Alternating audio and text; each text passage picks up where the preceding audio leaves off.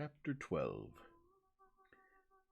As Eleanor and Marianne were walking together the next morning, the latter communicated a piece of news to her sister, which, in spite of all that she knew before of Marianne's imprudence and want of thought, surprised her by its extravagant testimony of both. Marianne told her with the greatest delight that Willoughby had given her a horse, one that he had bred himself on his estate in Somersetshire, and which was exactly calculated to carry a woman, without considering that it was not in her mother's plan to keep any horse, that if she were to alter her resolution in favour of this gift, she must buy another for the servant, and to keep a servant to ride it, and, after all, build a stable to receive them. She had accepted the present without hesitation, and told her sister of it in raptures. "He intends to send his groom into Somersetshire immediately for it," she added, "and when it arrives we will ride every day. You shall share its use with me. Imagine to yourself, my dear Eleanor, the delight of a gallop on some of these downs." Most unwilling was she to awaken from such a dream of felicity to comprehend all the unhappy truths which attended the affair, and for some time she refused to submit to them. As to an additional servant, the expense would be a trifle. Mamma, she was sure, would never object to it, and any horse would do for him. He might always get one at the park. As to a stable, the merest shed would be sufficient. Eleanor then ventured to doubt the propriety of her receiving such a present from a man so little, or at least so lately, known to her. This was too much. "You are mistaken, Eleanor," said she warmly, "in supposing I know very little Willoughby. I have not known him long, indeed, but I am much better acquainted with him than I am with any other creature in the world, except yourself and mamma. It is not time or opportunity that is to determine intimacy. It is disposition alone. 7 years would be insufficient to make some people acquainted with each other, and 7 days are more than enough for others. I should hold myself guilty of greater impropriety in accepting a horse from my brother than from Willoughby. Of John I know very little, though we have lived together for years, but of Willoughby my judgment has long been formed." Eleanor thought it wisest to touch that point no more. She knew her sister's temper. Opposition on so tender a subject would only attach her the more to her own opinion. But by an appeal to her affection for her mother, by representing the inconveniences which that indulgent mother must draw on herself if, as would probably be the case, she consented to this increase of establishment, Marianne was shortly subdued, and she promised not to tempt her mother to such imprudent kindness by mentioning the offer, and to tell Willoughby when she saw him next that it must be declined. She was faithful to her word, and when Willoughby called at the cottage the same day, Eleanor heard her express her disappointment to him in a low voice, on being obliged to forego the acceptance of his present. The reasons for this alteration were at the same time related, and they were such as to make further entreaty on his side impossible. His concern, however, was very apparent, and after expressing it with earnestness, he added in the same low voice, "But, Marianne, the horse is still yours, though you cannot use it now. I shall keep it only till you can claim it. When you leave Barton to form your own establishment and a more lasting home, Queen Mab shall receive you."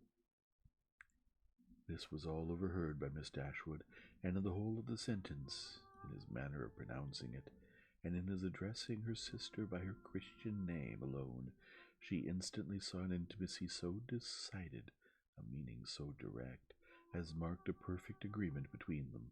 From that moment she doubted not of their being engaged to each other, and the belief of it created no other surprise than that she, or any of her friends, should be left by tempers so frank to discover it by accident. Margaret related something to her the next day, which placed this matter in a still clearer light. Willoughby had spent the preceding evening with them, and Margaret, by being left alone some time in the parlour with only him and Marianne, had had opportunity for observations, which, with a most important face, she communicated to her eldest sister when they were next by themselves. "Oh, Eleanor," she cried, "I have such a secret to tell you about Marianne. I'm sure she will be married to Mr. Willoughby very soon." "You have said so," replied Eleanor, "almost every day since they first met on Highchurch Down. and they had not known each other a week. I believe before you were certain that Mary Ann wore his picture round her neck, but it turned out to be only the miniature of our great-uncle. But indeed this is quite another thing. I am sure they will be married very soon, for he has got a lock of her hair. Take care, Margaret. It may be only the hair of some great-uncle of his. But indeed, Eleanor, it is Mary Ann's. I'm almost sure it is, for I saw him cut it off. Last night after tea, when you and Mamma went out of the room, they were whispering and talking together as fast as could be, and he seemed to be begging something of her, and presently he took up her scissors and cut off a long lock of her hair, for it was all tumbled down her back, and he kissed it and folded it up in a piece of white paper and put it into his pocket-book. For such particulars, stated on such authority, Eleanor could not withhold her credit, nor was she disposed to it, for the circumstance was in perfect unison with what she had heard and seen herself. Margaret's sagacity was not always displayed in a way so satisfactory to her sister. When Mr. Jennings attacked her one evening at the park to give the name of the young man who was Eleanor's particular favourite, which had been a long matter of great curiosity to her, Margaret answered by looking at her sister and saying, "I must not tell, may I, Eleanor?" This, of course, made everybody laugh, and Eleanor tried to laugh too, but the effort was painful. She was convinced that Margaret had fixed on a person whose name she could not bear with composure to become a standing joke with Mrs. Jennings. Mary Ann felt for her most sincerely, but she did more harm than good to the cause by turning very red, and saying in an angry manner to Margaret, "Remember that whatever your conjectures may be, you have no right to repeat them." "I never had any conjectures about it," replied Margaret. "It was you who told me of it yourself." This increased the mirth of the company, and Margaret was eagerly pressed to say something more. "Oh, pray, Miss Margaret, let us know all about it," said Mrs. Jennings. "What is the gentleman's name?" "I must not tell, ma'am, but I know very well what it is, and I know where he is, too." Yes, we can guess where he is. At his own house at Norland, to be sure. He is the curate of the parish, I dare say." "No, that he is not. He is of no profession at all." "Margaret," said Marianne with great warmth, "you know that all this is an invention of your own, and that there is no such person in existence." "Well, then, he is lately dead, Marianne, for I am sure that there was such a man once, and his name begins with an F." Most grateful did Eleanor feel to Lady Middleton for observing at this moment that it rained very hard, though she believed the interruption to proceed less from any attention to her than from her ladyship's great dislike of all such inelegant subjects of raillery as delighted her husband and mother. The idea, however, started by her, was immediately pursued by Colonel Brandon, who was on every occasion mindful of the feelings of others, and much was said on the subject of rain by both of them. Willoughby opened the pianoforte and asked Marianne to sit down to it, and thus, amidst the various endeavours of different people to quit the topic, it fell to the ground. But not so easily did Eleanor recover from the alarm into which it had thrown her. A party was formed this evening for going on the following day to see a very fine place, about 12 miles from Barton, belonging to a brother-in-law of Colonel Brandon, without whose interest it could not be seen, as the proprietor, who was then abroad, had left strict orders on that head. The grounds were declared to be highly beautiful, and Sir John, who was particularly warm in their praise, might be allowed to be a tolerable judge, for he had formed parties to visit them at least twice every summer for the last 10 years. They contained a noble piece of water, a sail on which was to form a great part of the morning's amusement. Cold provisions were to be taken, open carriages only to be employed, and everything conducted in the usual style of a complete party of pleasure. To some few of the company it appeared rather a bold undertaking, considering the time of year, and that it had rained every day for the last fortnight, and Mrs. Dashwood, who had already a cold, was persuaded by Eleanor to stay at home. Chapter 13. Their intended excursion to Whitwell turned out very different from what Eleanor had expected. She was prepared to be wet through, fatigued, and frightened, But the event was still more unfortunate, for they did not go at all. By 10 o'clock the whole party was assembled at the park, where they were to breakfast. The morning was rather favourable, though it had rained all night, as the clouds were then dispersing across the sky, and the sun frequently appeared. They were all in high spirits and good humour, eager to be happy, and determined to submit to the greatest inconveniences and hardships rather than be otherwise. While they were at breakfast, the letters were brought in. Among the rest, there was one for Colonel Brandon. He took it, looked at the direction, changed colour, and immediately left the room. "What is the matter with Brandon?" said Sir John. Nobody could tell. "I hope he has had no bad news," says Lady Middleton. "It must be something extraordinary that could make Colonel Brandon leave my breakfast table so suddenly." In about 5 minutes he returned. "No bad news, Colonel, I hope," said Mrs. Jennings, as soon as he entered the room. "None at all, ma'am, thank you." "Was it from Avignon? I hope it is not to say that your sister is worse." "No, ma'am, it came from town, and it's merely a matter of business." "But how came the hand to discompose you so much, if it was only a letter of business? Come, this won't do, Colonel, so let us hear the truth of it." "My dear madam," said Lady Middleton, "recollect what you're saying." "Perhaps it is to tell you that your cousin Fanny is married?" said Mrs. Jennings, without attending to her daughter's reproof. "No, indeed it is not." "Well, then I know who it's from, Colonel, and I hope she's well."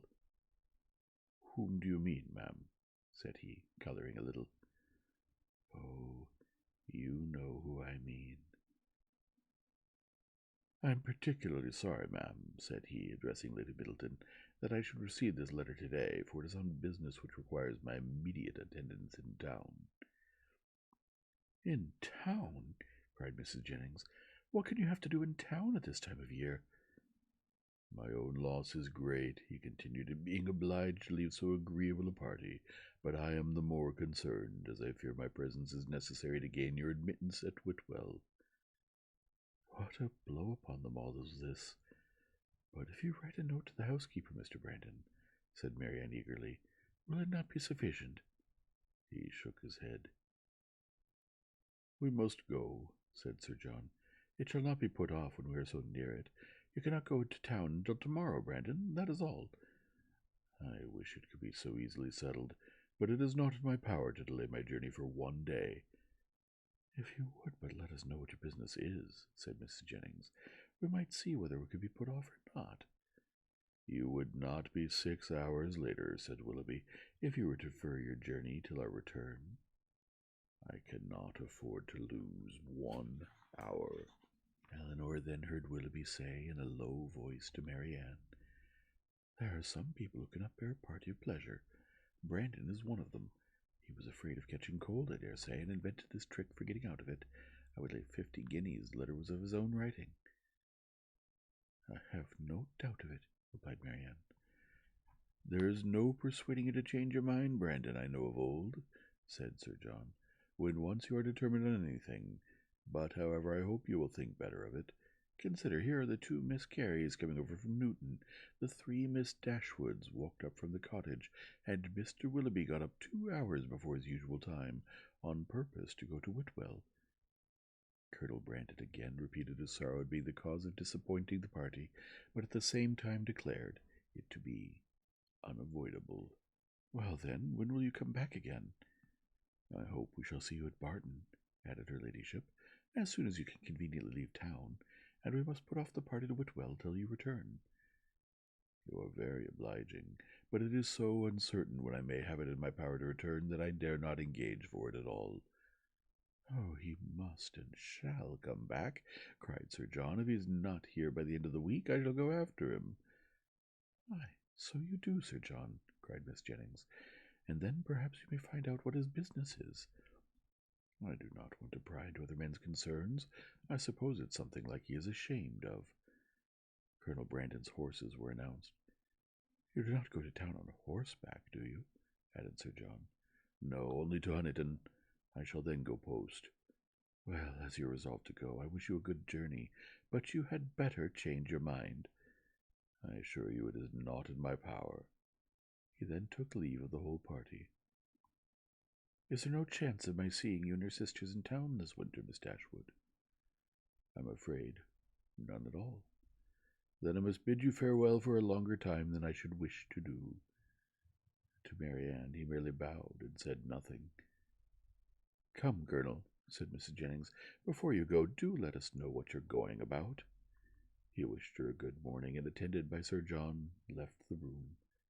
The complaints and lamentations which politeness had hitherto restrained now burst forth universally, and they all agreed again and again how provoking it was to be so disappointed. I can guess what his business is, however, said Mrs. Jennings exultingly. Can you, ma'am? Said almost everybody. Yes, it's about Miss Williams, I'm sure. And who is Miss Williams? Asked Marianne. What? Do you not know who Miss Williams is? I'm sure you must have heard of her before. She is a relation of the Colonel's, my dear, a very near relation. We will not say how near for fear of shocking the young ladies. Then, lowering her voice a little, she said to Eleanor, She is his natural daughter. Indeed? Oh, yes, and as like him as she can stare. I dare say the Colonel will leave her all his fortune. When Sir John returned, he joined most heartily in the general regret on so unfortunate an event, concluding, however, by observing that as they were all got together, they must do something by way of being happy, and after some consultation it was agreed that although happiness could only be enjoyed in Whitwell, they might procure a tolerable composure of mind by driving about the country. The carriages were then ordered. Willoughby's was first, and Marianne never looked happier than when she got into it. He drove through the park very fast, and they were soon out of sight, and nothing more of them was seen till their return, which did not happen until after the return of all the rest. They both seemed delighted with their drive, but said only in general terms that they had kept in the lanes while the others went on the downs. It was settled that there should be a dance in the evening, and that everybody should be extremely merry all day long. Some more of the Careys came to dinner, and they had the pleasure of sitting down nearly 20 to a table, which Sir John observed with great contentment. Willoughby took his usual place between the two elder Miss Dashwoods. Mrs. Jennings sat on Eleanor's right hand, and they had not been long seated before she leant behind her, and Willoughby, and said Marianne, loud enough for them both to hear, I've found you out in spite of all your tricks. I know where you spent the morning. Marianne coloured and replied very hastily, Where, pray? Did not you know, said Willoughby, that we had been out in my curricle? Yes, yes, Mr. Impudence, I know that very well, and I was determined to find out where you had been to. I hope you like your house, Miss Marianne. It is a very large one, I know, and when I come to see you, I hope you will have new furnished it, for it wanted it very much when I was there 6 years ago. Marianne turned away in great confusion. Mrs. Jennings laughed heartily, and Eleanor found it in her resolution to know where they had been. She had actually made her own woman inquire of Mr. Willoughby's groom, and that she had by that method been informed that they had gone to Allenham, and spent a considerable time there in walking about the garden and going all over the house. Eleanor could hardly believe this to be true, as it seemed very unlikely that Willoughby should propose or Marianne consent to enter the house while Mrs. Smith was in it, with whom Marianne had not the smallest acquaintance. As soon as they left the dining-room, Eleanor inquired of her about it, and great was her surprise when she found that every circumstance related to Mrs. Jennings was perfectly true. Marianne was quite angry with her for doubting it. Why should you imagine, Eleanor, that we did not go there, or that we did not see the house? Is not it what you would have often wished to do yourself? Yes, Marianne, but I would not go while Mrs. Smith was there, and with no other companion than Mr. Willoughby. Mr. Willoughby, however, is the only person who can have a right to show that house, and as he went in an open carriage, it was impossible to have any other companion. I never spent a pleasanter morning in my life. "I am afraid," replied Eleanor, "that the pleasantness of an employment does not always evince its propriety." "On the contrary, nothing can be a stronger proof of it, Eleanor, for if there had been any real impropriety in what I did, I should have been sensible of it at the time, for we always know when we are acting wrong, and with such a conviction I could have had no pleasure." "But, my dear Marianne, as it has already exposed you to some very impertinent remarks, do you not now begin to doubt the discretion of your own conduct?" "If the impertinent remarks of Mrs. Jennings are to be the proof of impropriety in conduct, we are all offending every moment of our lives. I value not her censure any more than I should do her commendation. I am not sensible of having done anything wrong in walking over Mrs. Smith's grounds, or in seeing her house. They will one day be Mr. Willoughby's, and if they were one day to be your own, Marianne, you would not be justified in what you've done." She blushed at this hint, but it was even visibly gratifying to her, and after a 10-minute interval of earnest thought, she came to her sister again and said with great good humour, "Perhaps, Eleanor, it was rather ill-judged in me to go to Allenham, but Mr. Willoughby wanted particularly to show me the place, and it is a charming house, I assure you. There is one remarkably pretty sitting-room upstairs, of a nice, comfortable size for constant use, and with modern furniture it would be delightful. It is a corner room, and has windows on 2 sides. On one side you look across the bowling green behind the house to a beautiful hanging wood, and on the other you have a view of the church and village, and beyond them of those fine bold hills that we have so often admired. I did not see it to advantage, but nothing could be more forlorn than the furniture, but if it were newly fitted up, a couple of £100, Willoughby says, would make it one of the pleasantest summer rooms in England." Could Eleanor have listened to her without interruption from the others, she would have described every room in the house with equal delight.